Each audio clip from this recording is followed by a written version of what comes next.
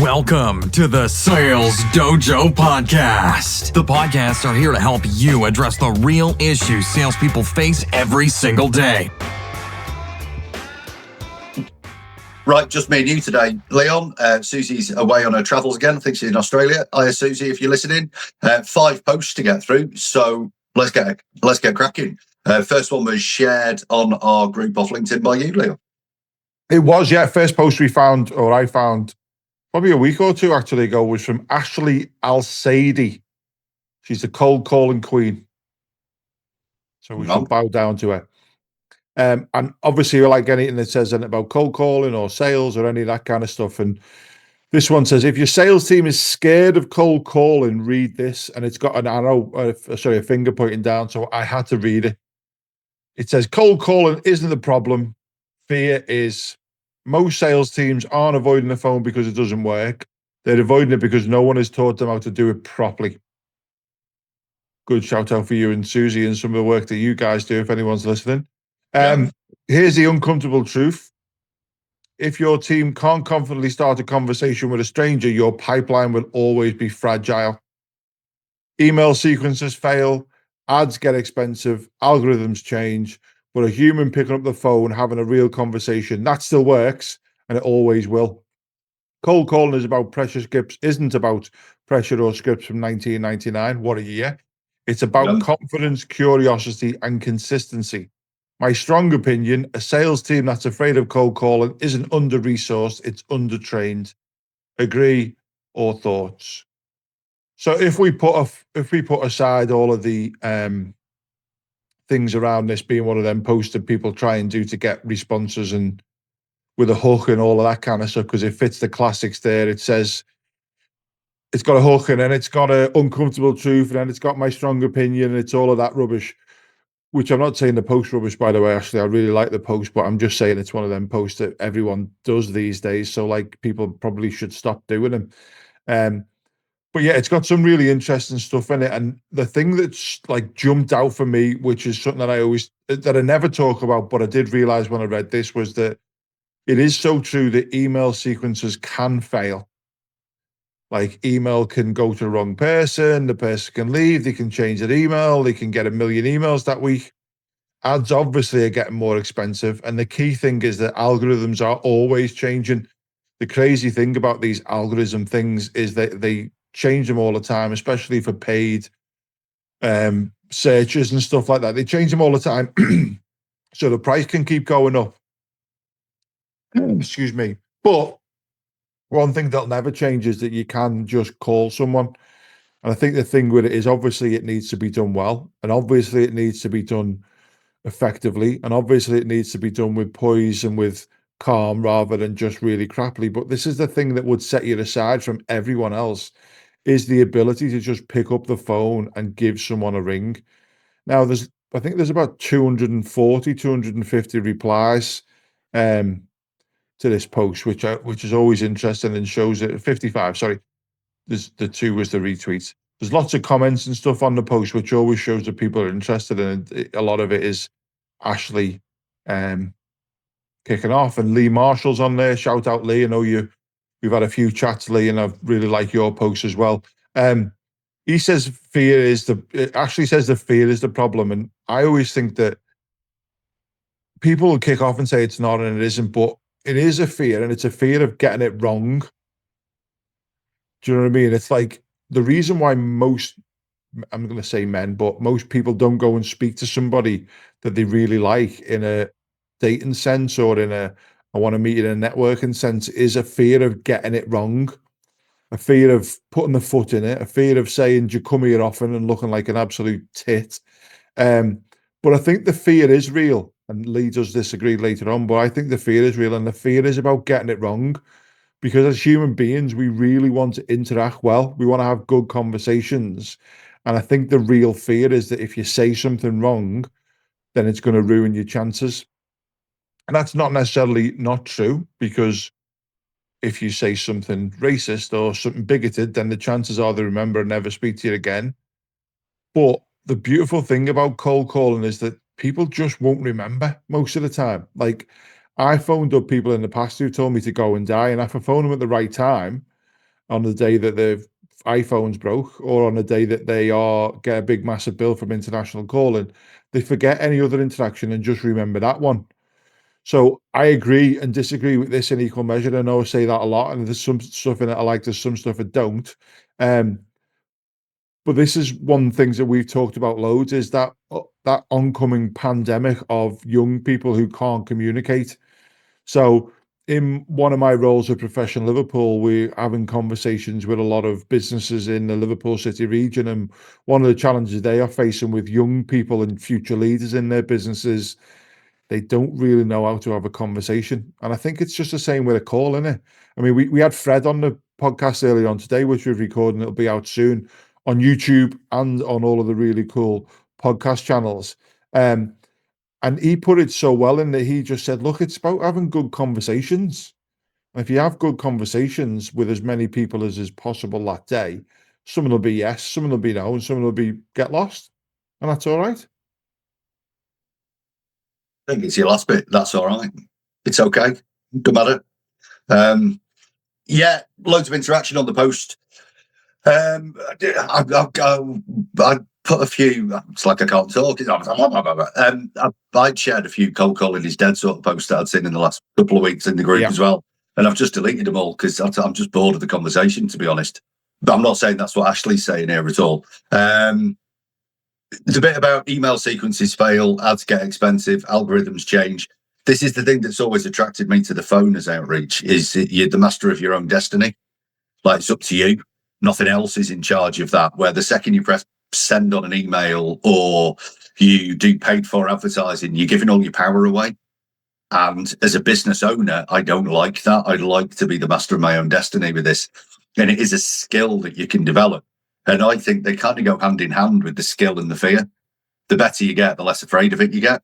But it is a real fear. You know, I've seen people literally tremble, physically shake at the thought of picking up a phone and doing a cold call. And I think it's the apprehension of putting yourself in a situation where you are going to feel incredibly vulnerable. Why would you do that? And it's your body physically pushing back. It's a self-defense mechanism, isn't it? Don't put yourself in a position that you're going to feel horrible in. And people physically react to it. I've not got the answer to this. I mean, obviously, I'm going to say training helps because I sell cold calling training, as I assume Ashley does as well. Point to the post. But it's not about pressure. It's not about scripts. It is about nice conversations. It's all this lovely stuff. Just there's a load of info on how to do it well. Go and give it a go. Shout to Meg and Amy, who I did some work with a couple of years back. Their business is doing so well because they got over their fear of picking up the phone. I saw them last week. I was chatting to them. Amy did a post, you might have seen it, Leon, about she's better at cold calling when she needs a wee. Like, what random post? I don't know why we're not talking about that as well.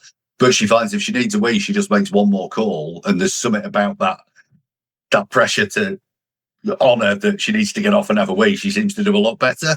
Amy wouldn't have picked the phone up 2 years ago, like physically wouldn't have picked the phone up. But she said she actually really enjoys it now.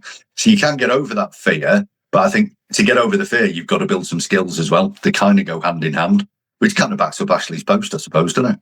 Yeah, I agree. And I think it's also a little bit about reframing. So one of the things I always talk about, and I did this with the girls at Think Wine the other day, and We Are Social Nation, when I had a little chat with them.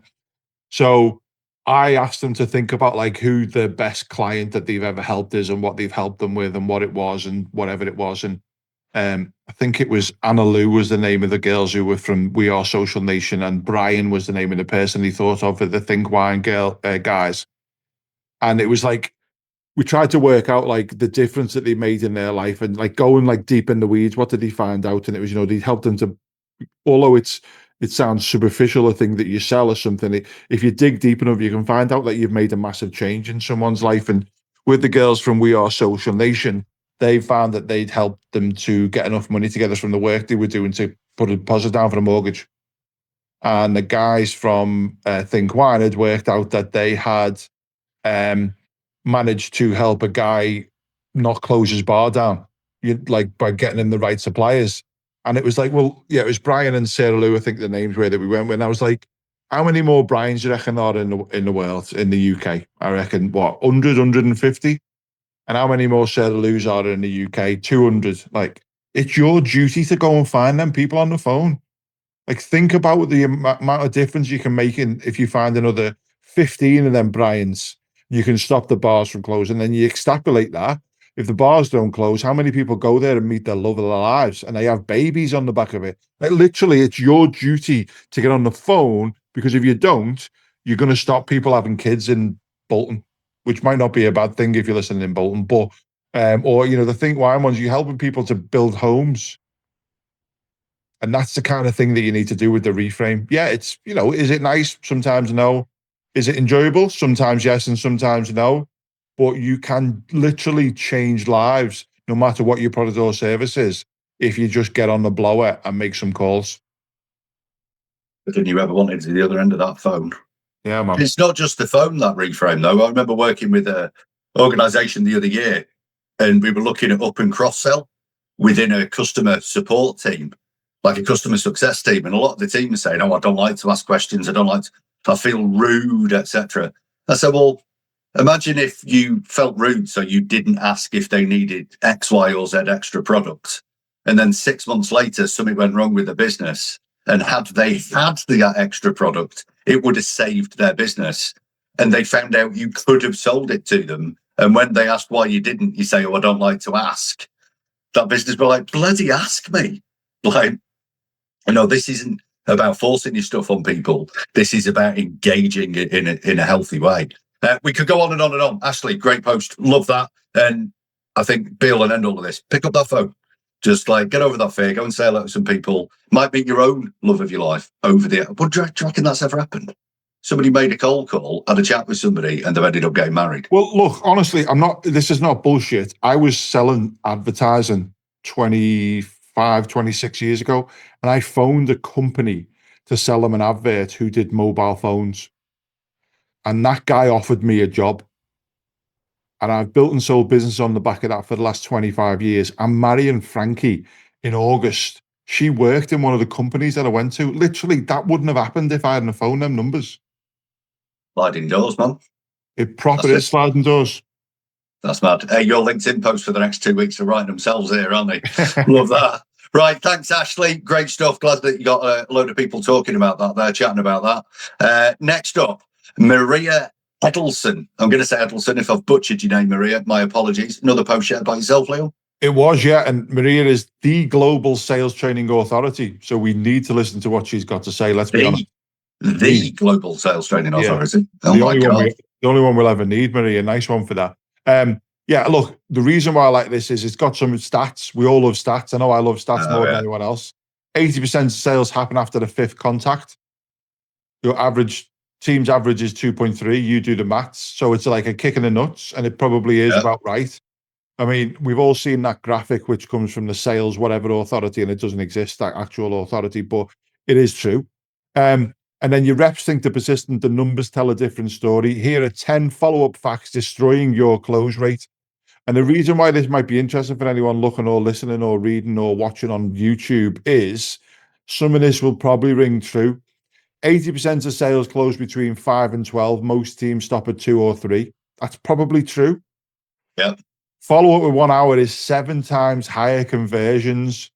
Your rep who waits until the end of the day is already lost. I'm not sure how I feel about that, because if what does that mean exactly? Replying to an email or getting a proposal out the door? Or I'd like to know some more details on that. Definitely needs some context. 48% of salespeople never follow up after a cold call. I can well believe that. I can genuinely believe that. 44% quit after the first follow-up. Makes sense. Yeah. You phone up, they don't say no. 12% make 3 or 4. Only 44% follow up after hearing no. I would say it would be higher, that one. Yeah. If I think of when we've had sales teams and we've had 20 people, when I've done some coaching with them afterwards and conversations and looking through the pipeline and what happened, I would reckon 75 to 80% of them, they said, no, we don't have mobile phones. And then we went on Google, looked at the website, and it's got a mobile phone number on it. And it's got vans on with mobile phone numbers. And we've gone, do you think they were lying? 60% of customers said no 4 times before yes. Again, it probably needs some context, but I can genuinely say it's not the same person. If you think about this as not being the same person, if I think of the customer as being a prospect and the prospect having someone who answers the phone and someone who won't put me through to them, I would say it's at least 10 times for mobile phone contracts before they say, no, we don't have phones. No, they're not in. No, they're not available. No, we won't speak to you. What's it about? Is he expecting your call? No, we won't take it. All of that kind of stuff. But it's also the type of no. Yeah. Is it no, not now? No, not you. No, not this. No, not ever. There's lots of different types of no. Yeah. Sweet spot for follow-up is 24 to 48 hours, not sometime next week. Again, I'm not sure. I need some more context on that, but the sweet spot for follow-up is whenever you said you were going to follow up, as far as I'm concerned. I think the case in point on number 8 there is sometime next week is not a follow-up. Yeah. That's just an invite to be ghosted, isn't it? Yeah. Drop me a line if you've got any questions at the end of your email. Personalized emails are 6 times higher transaction rates. Your team blast generic, just checking in messages. I mean, I'm not sure about the 6 times higher transaction rates, but just checking in is like the worst kind of email. And it always seems to be marketing companies who send me emails saying, just checking in. If you see my other email I sent you 15 minutes ago, I haven't had a reply, which is mad. And then number 10 is the ceiling is 8 to 12 touch points, but most reps never get to 5. And I would say on that one, if I looked at the CRM that we use, I reckon touch points. I reckon some of the ones that we've turned into from suspect to prospect to customer to client, some of them might have 30 or 40 touch points easily, if not more. Interesting, because there's also arguments against all of this. Like, golden rule, go and sell to people who can buy your stuff. Yeah. And at some point along here, after touch point 2, maybe you've qualified them out. And this is it with stats, isn't it? There's lies, there's damn lies, and there's statistics. If somebody's told me 10 times that they're not in the market for what I buy, they haven't got any money, they haven't got any decision-making power, blah, blah, blah, blah, blah. Go and spend your time somewhere else is maybe the better idea than, but we've got to get to 12. Maybe getting to 12 with that person is just going to piss them off.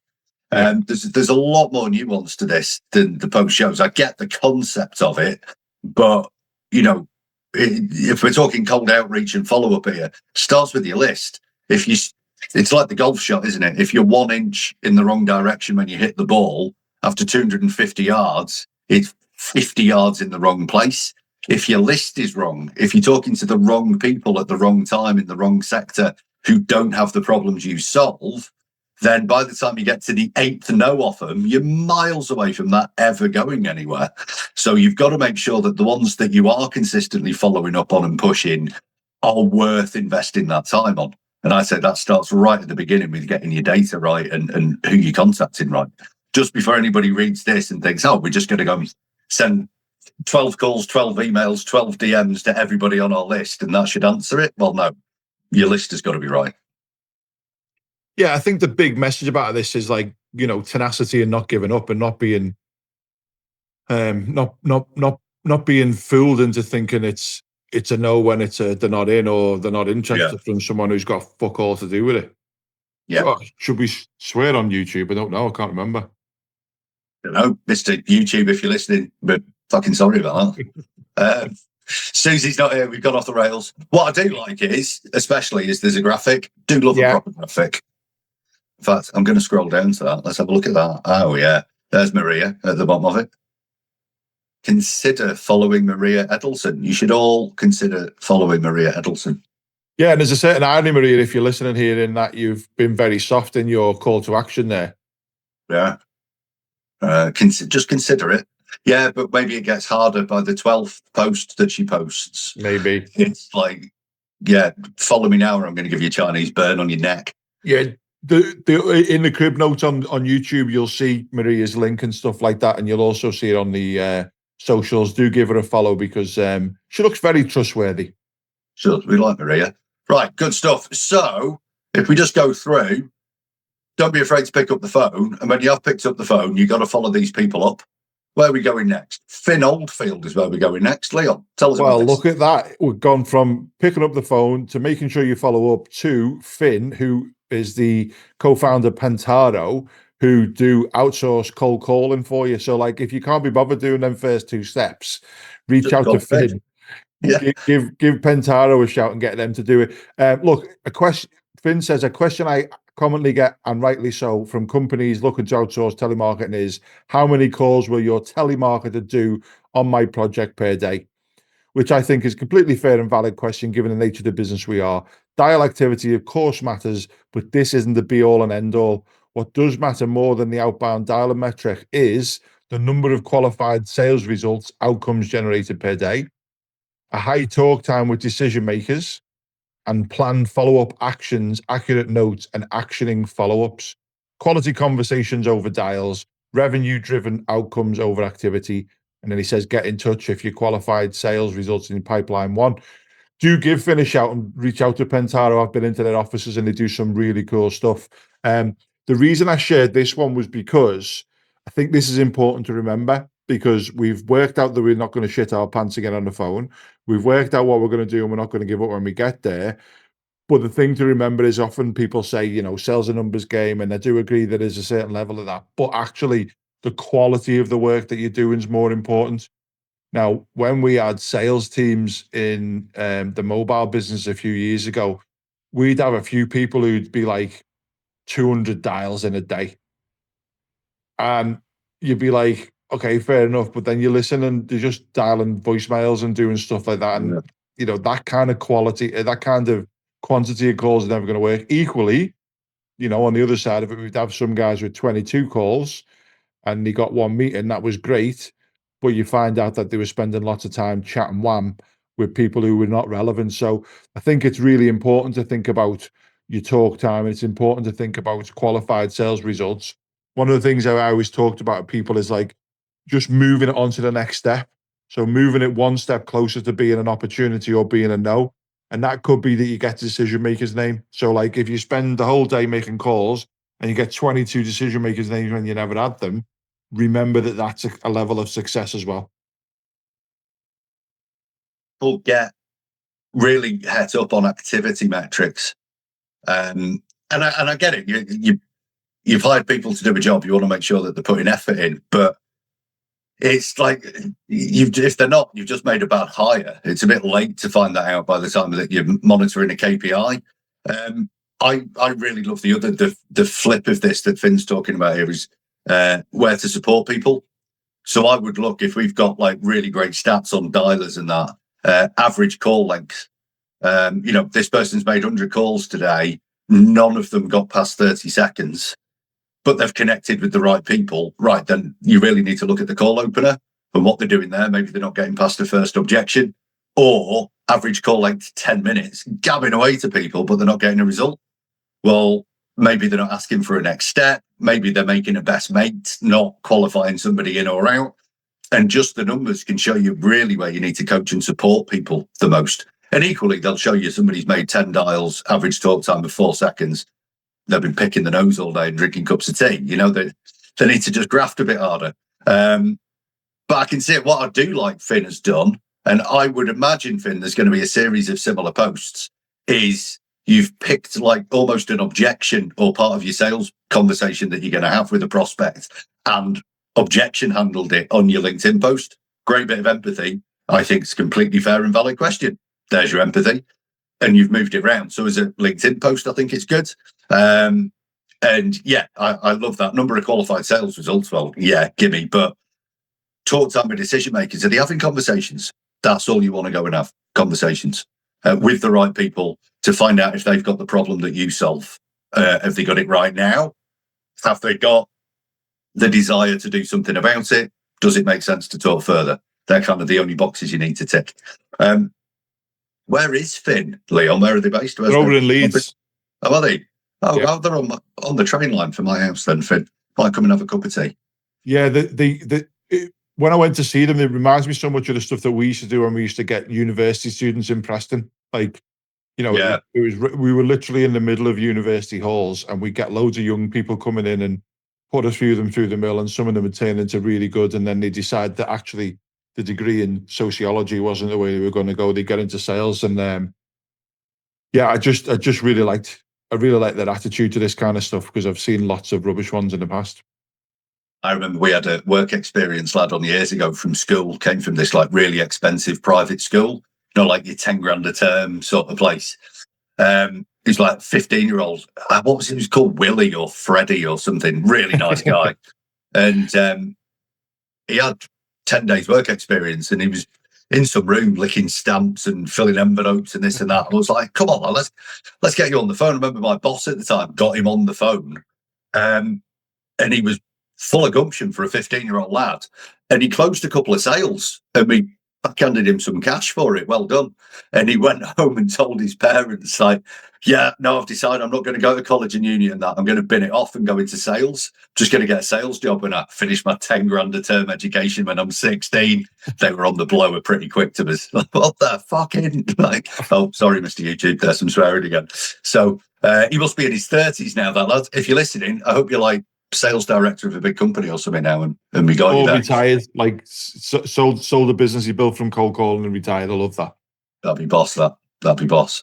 Right, moving on then. Let's see if the theme carries on.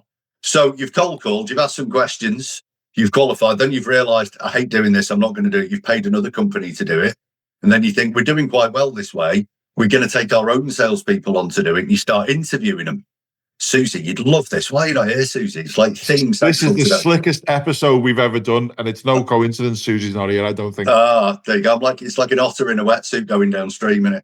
So this is from Connor Hogg, building tech sales teams, director at Magnus & Wolf. Hiya, Connor. So I picked this because I've seen quite a few of these posts, and they know what they're doing because there's a load of arguments going on about this. It's not very long. Let me read it. Speech marks here. So he said, I'd walk out of an interview if someone asked me for proof of billing. A sales director told me this recently, and that response really surprised me. It's not common, but I've worked with companies that ask for proof of billing, usually when they're on the fence between two senior sales hires. So to translate the language, because people might not have it, is proof that you have sold what you've said you're going to sell to the volume you said you've sold it. Yes, it can feel like an invasion of privacy, but from a founder's perspective, I get it. If you're claiming you closed X amount and that number's a key reason you're being hired, why is proving it off limits? Founders are expected to show revenue, forecast, traction. Sales leaders, on the other hand, are usually trusted at face value. If someone hesitates to provide proof, it naturally raises doubts about the numbers they're claiming.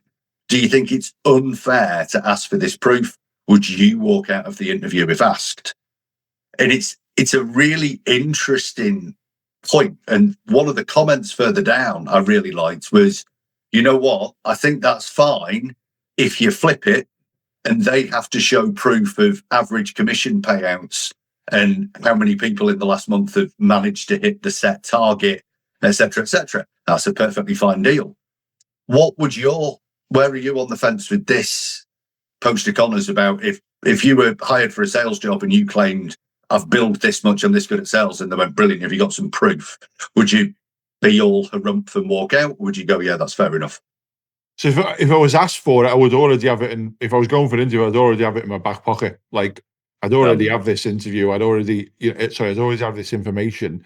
I'd be able to, converse and show some proof on some stuff, whether that was commissions, payments, whether that was wage slips, whatever it was. I'd want to be able to prove that I could do it, because kind of like if I'm going for an interview, my job at that interview is obviously to check them out a little bit, but also to kind of prove that I'm worthy of it. I wish I'd known about this kind of stuff 25 years ago when I started taking salespeople on. I'm not going to lie.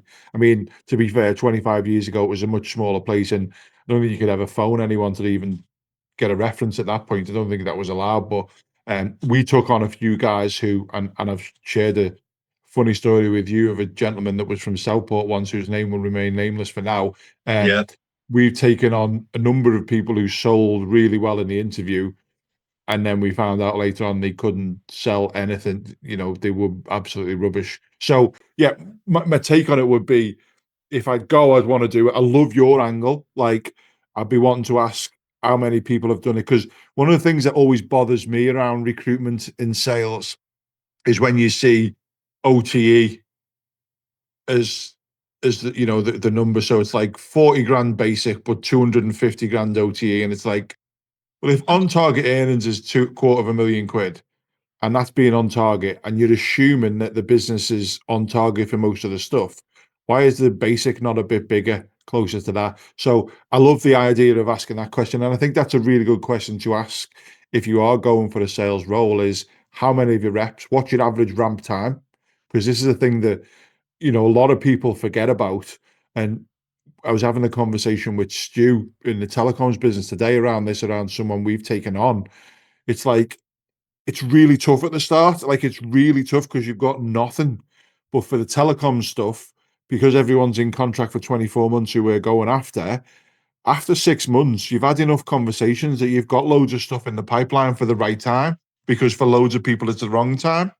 And it'd be very similar in terms of ramp time for any business you went to. So I love the idea of being able to prove yourself. I love the idea of having some questions to ask them that are taxing and would make them think. And, don't ever walk out of an interview unless you don't need the fucking job, because I don't think they're going to ring you and go, I know you walked out the other day, but please come back and take the job, will you? Well, I commented on a similar post to this a few weeks ago, and people were saying this is outrageous. You shouldn't ask for proof. That's blah, blah, blah. I was like, well, if you went to join the Olympic team and you said, I can run the 100 meters sub 10 seconds, they wouldn't go, oh, well, get on the coach then. Come on. They go, yeah, that's great. Like, there's a bit of track. Like, can you prove it? This is a results-based industry we're in. But I think it's only fair to ask if you're going to prove what you're saying is correct as well. There's lads I used to work with, I know, with real old school back in the day, whiteboard up on the wall, all drawn in just marker pen, names, what you've sold that week, commission earn. And there was some guys who were top of that board, and girls, every week. They were the big hitters.